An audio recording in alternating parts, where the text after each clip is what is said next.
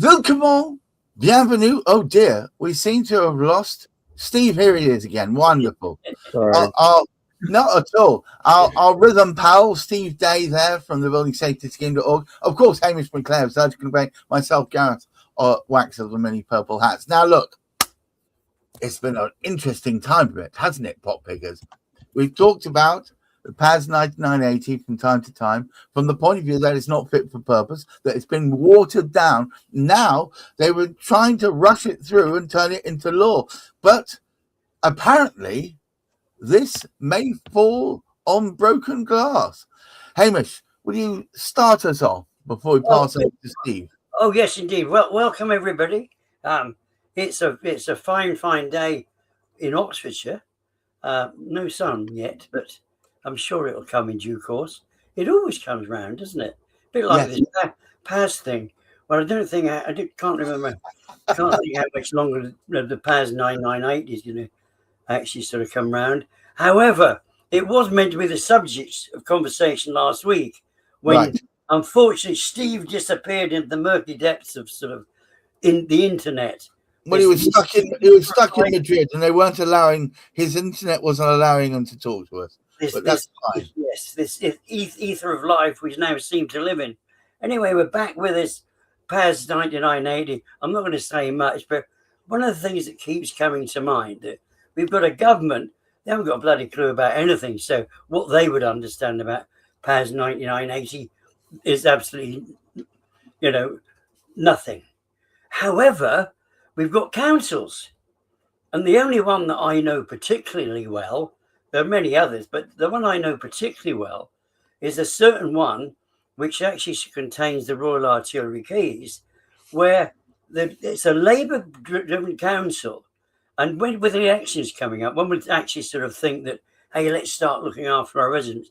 This particular Labour council are fully happy with their residents living in properties which have a fire risk.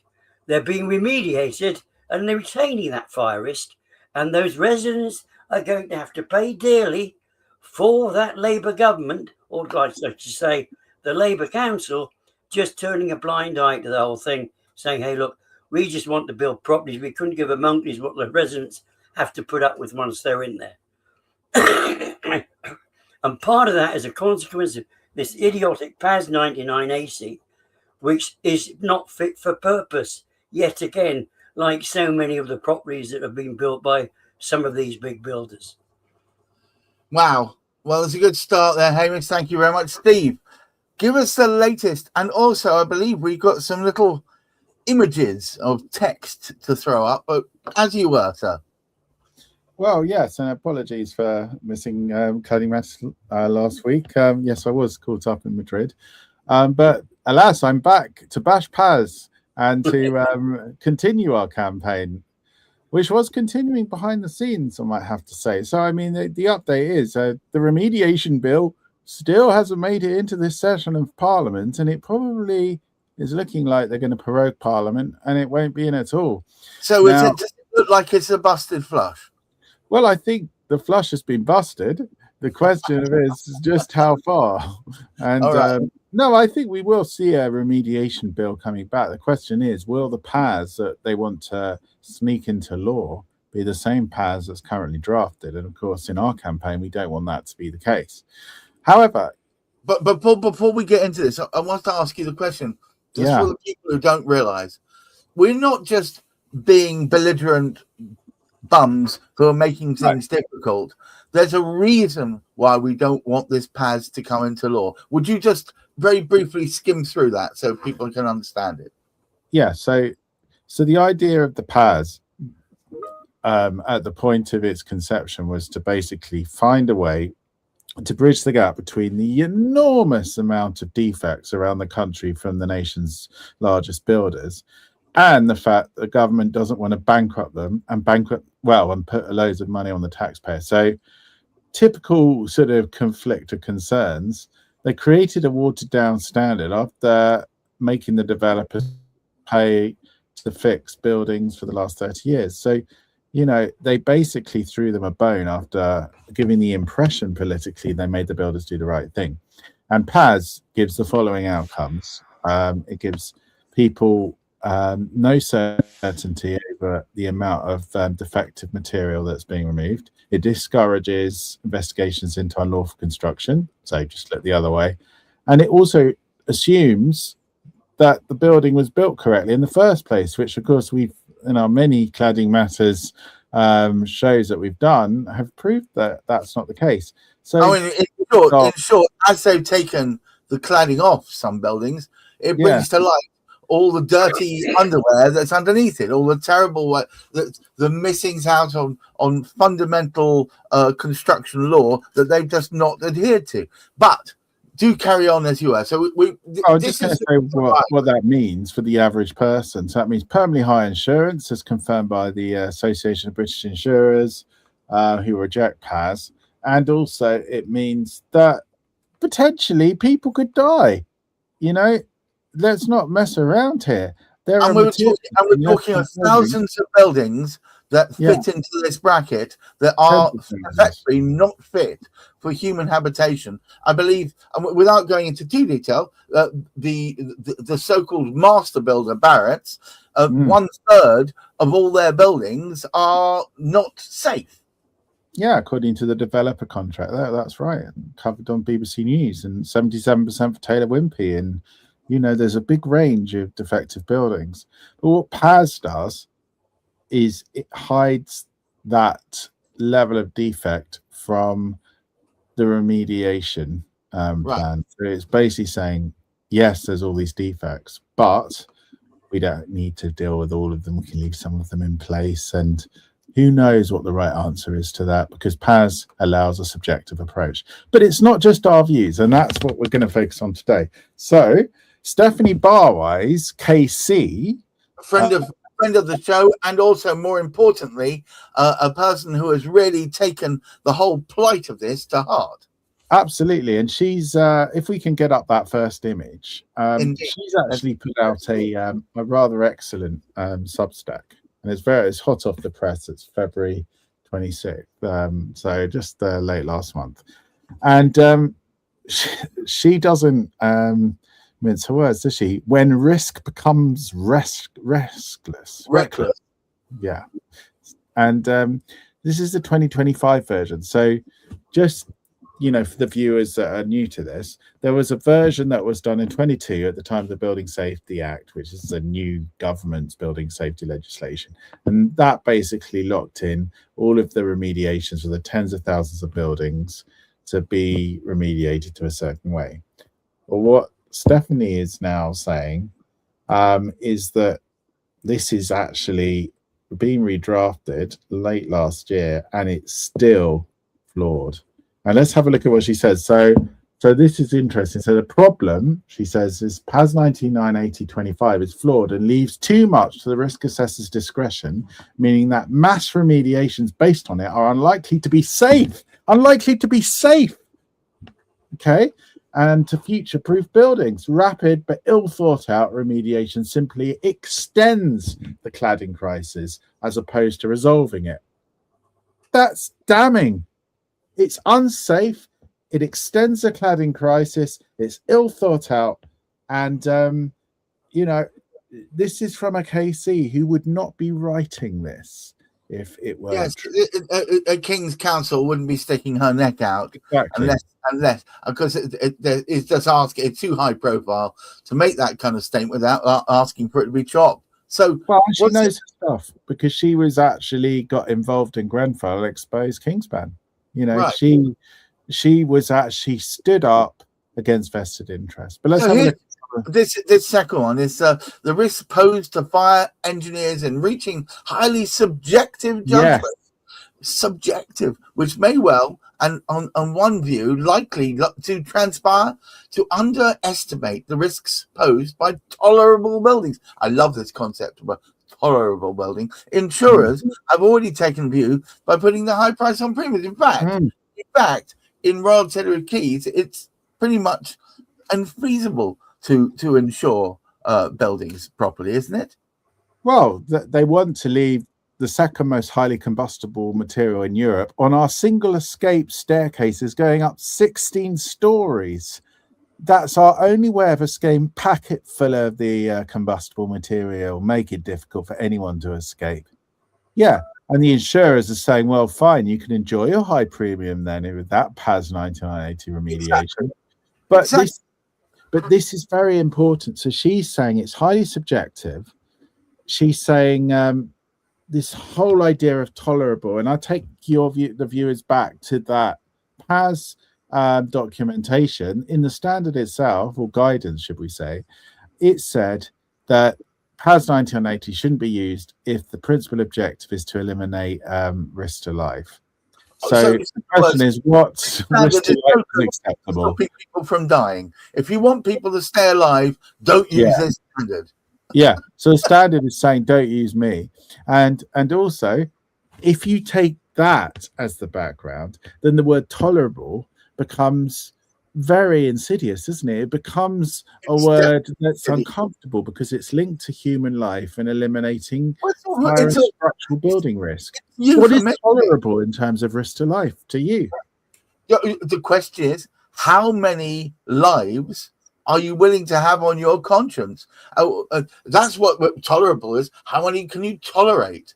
How much pain can you tolerate? How much misery, how much trauma can you tolerate caused by the number of lives you're willing to throw away? Here's the third document you gave me. Yeah, so this is basically, she's saying about risk assessment of buildings is necessary given our backlog of defective cladding on buildings. Right. And she links it with the acceleration. She understands that.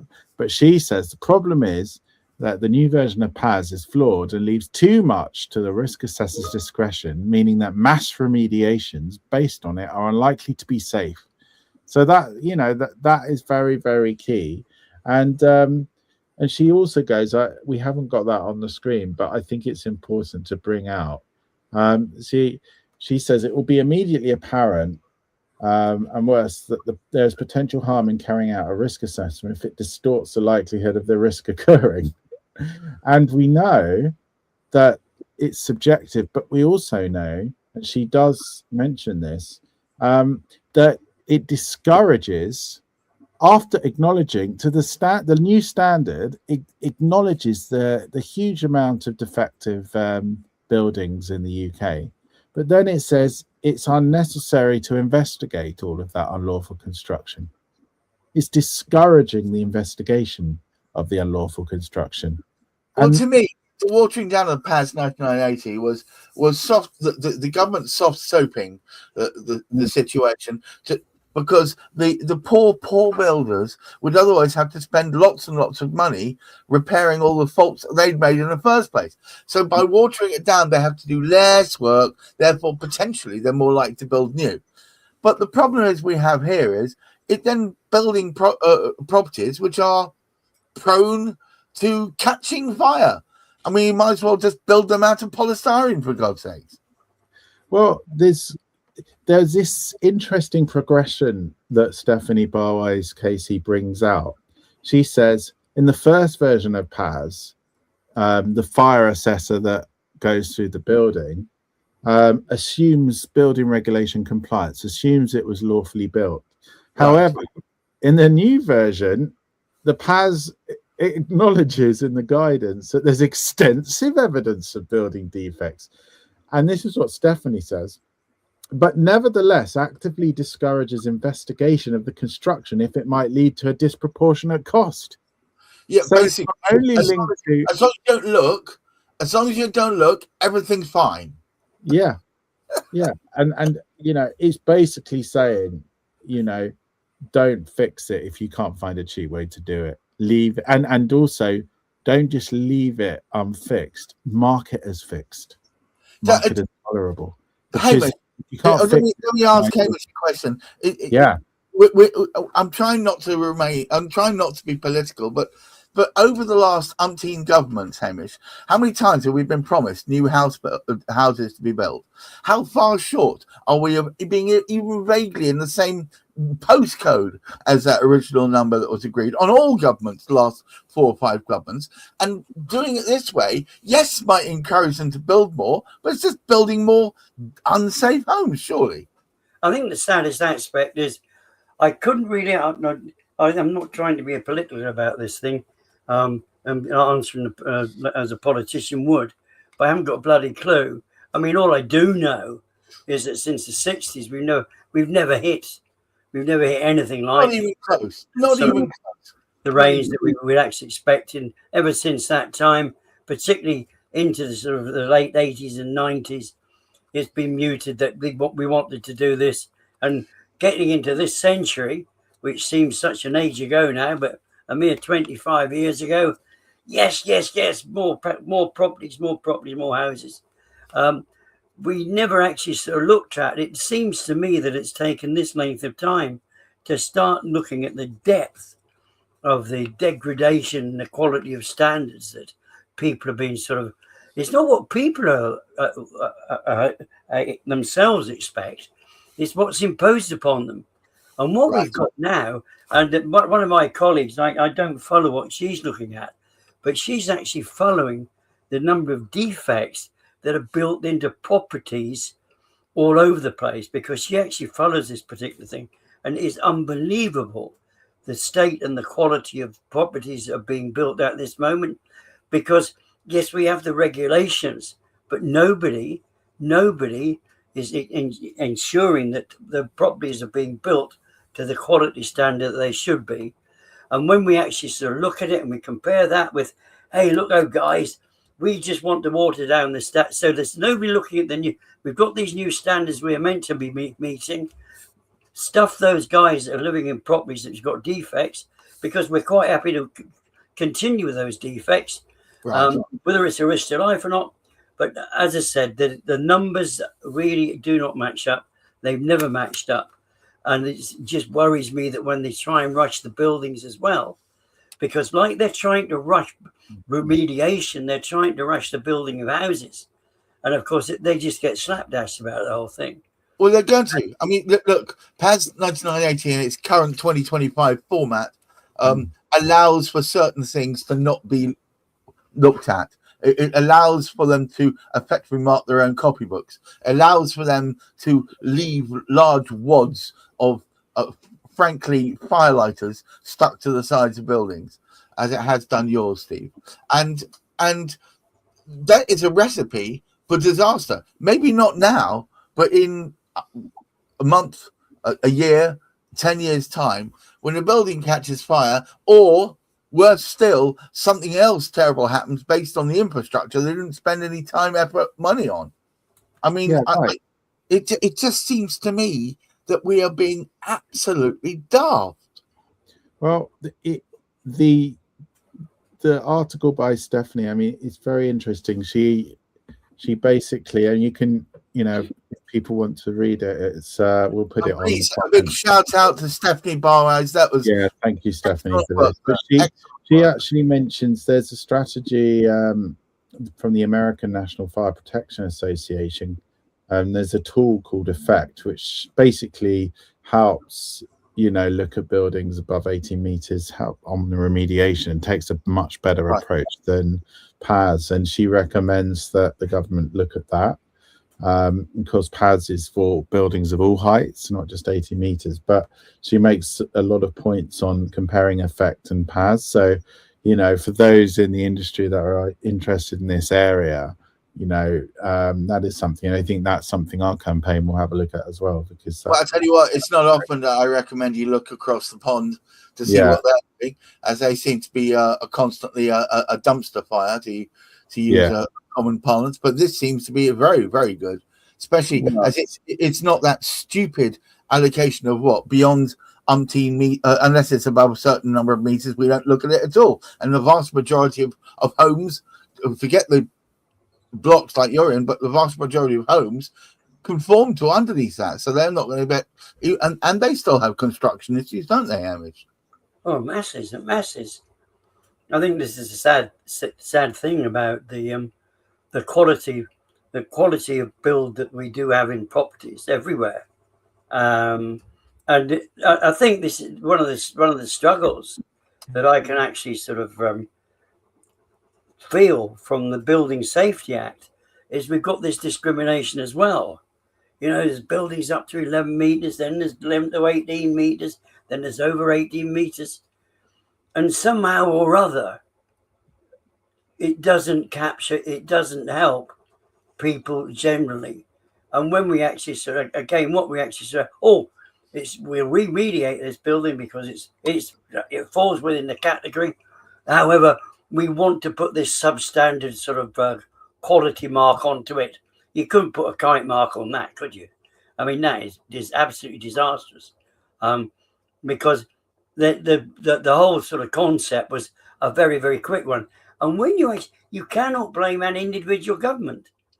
The industry itself is at fault because the industry could control the way everything was going.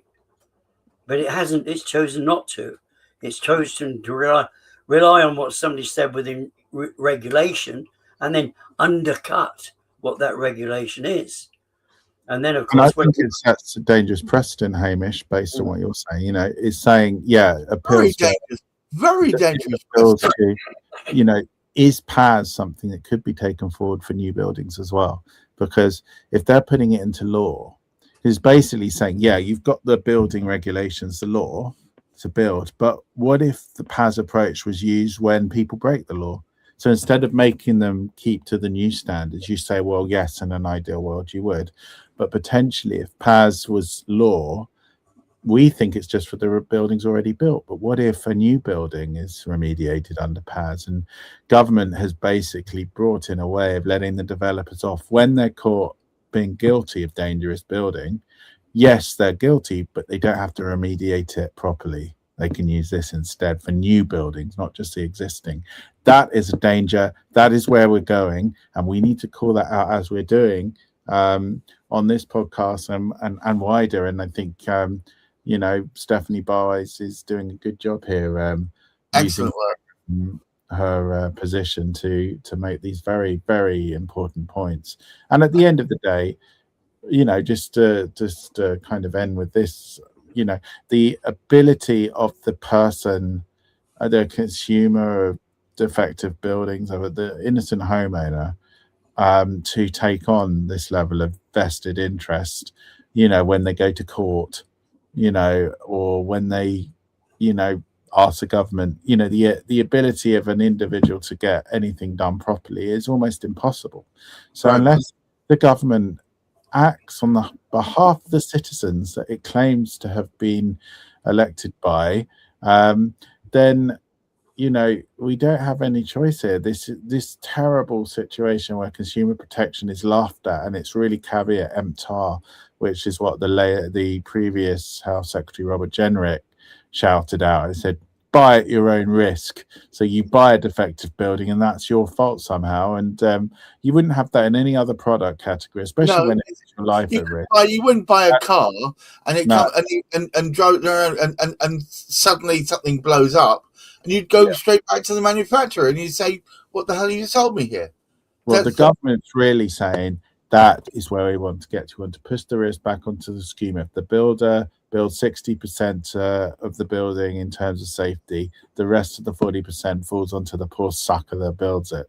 And the insurers are like, wow, if that's the way they want to play it, we're going to make a lot of money because, we're going to have to insure all of that at much higher premiums. And of course, is paying all of this money, and it's all blamed on leasehold.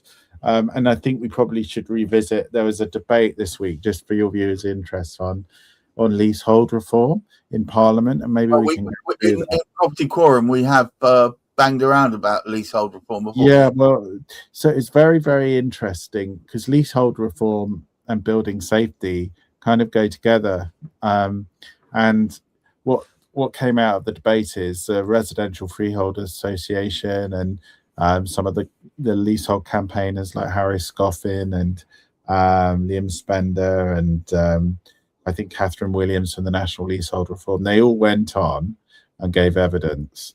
But, I'm not against, leasehold reform, and I'm certainly not against common hold. But what I want is an option to do it.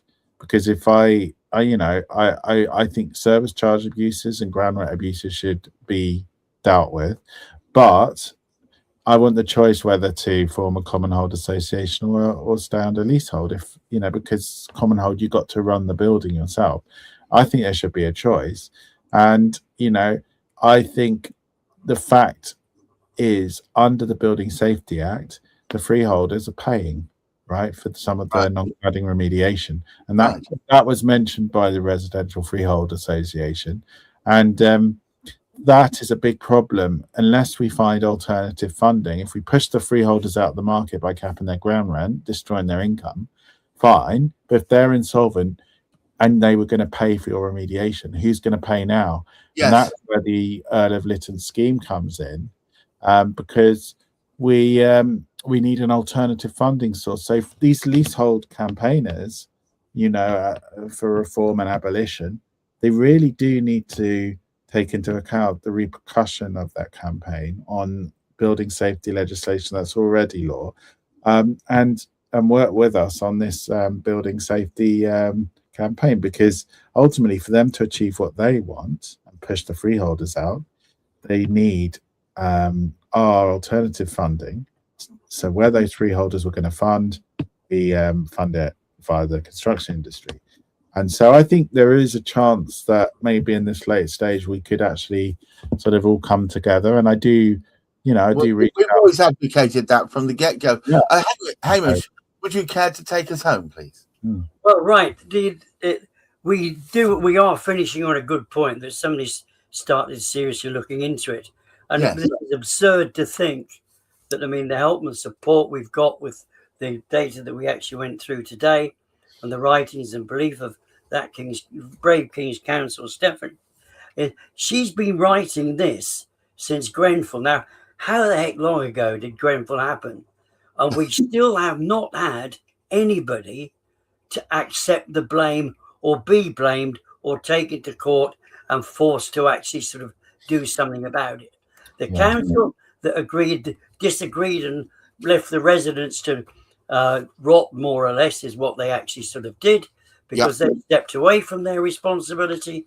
Now what we've got is a situation, after there was investigations, one would have thought, hey, look what's happened, but they didn't look what happened to save the day. They looked what happens to save their bleeding faces. And that's the way we were at the situation until the likes of Steve started working on the building safety scheme, and other people started looking at the standards that PAS 9980 doesn't meet, rather than what they do meet, because they're just a waste of paper, really.